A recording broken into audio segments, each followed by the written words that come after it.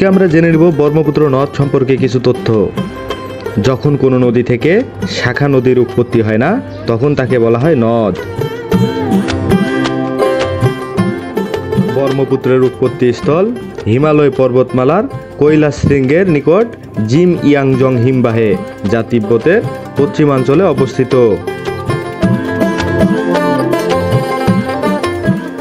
জাংপো নামে তিব্বতের পূর্ব দিকে প্রবাহিত হয়ে এটি ভারতের অরুণাচল প্রদেশে প্রবেশ করে, যখন এর নাম হয়ে যায় সিয়াং বা শিয়ং।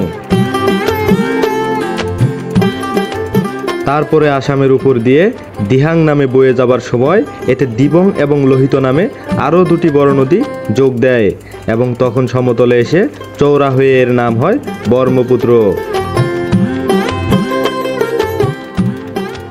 ব্রহ্মপুত্র হিমালয় পর্বতের কৈলাস শৃঙ্গের নিকট মানস সরোবর থেকে উৎপন্ন হয়ে তিব্বত এবং আসামের ভিতর দিয়ে প্রবাহিত হয়ে কুড়িগ্রামের মধ্য দিয়ে বাংলাদেশে প্রবেশ করেছে।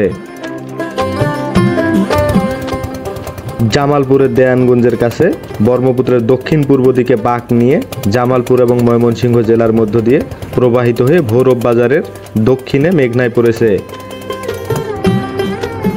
1787 সালে ভূমিকম্পের কারণে ব্রহ্মপুত্র নদের তলদেশে উত্থিত হওয়ার কারণে এর দিক পরিবর্তিত হয়ে যায়। 1787 সালের আগে এটি ময়মনসিংহের উপর দিয়ে আড়াআড়িভাবে বয়ে যেত। পরবর্তীতে এর নতুন শাখা নদীর সৃষ্টি হয়, যা যমুনা নামে পরিচিত। উৎপত্তিস্থল থেকে এর দৈর্ঘ্য 2850 কিলোমিটার। ব্রহ্মপুত্র নদের সর্বাধিক প্রস্থ 10,426 মিটার। 6,51,334 বর্গ কিলোমিটারের এ দীর্ঘ অববাহিকাটি বেশ কিছু আঁকাবাঁকা পথ তৈরি করে। প্রতি বছরই তার দুপার ভাঙে এবং মাঝখানে অস্থায়ী কিছু বালুর চর তৈরি করে।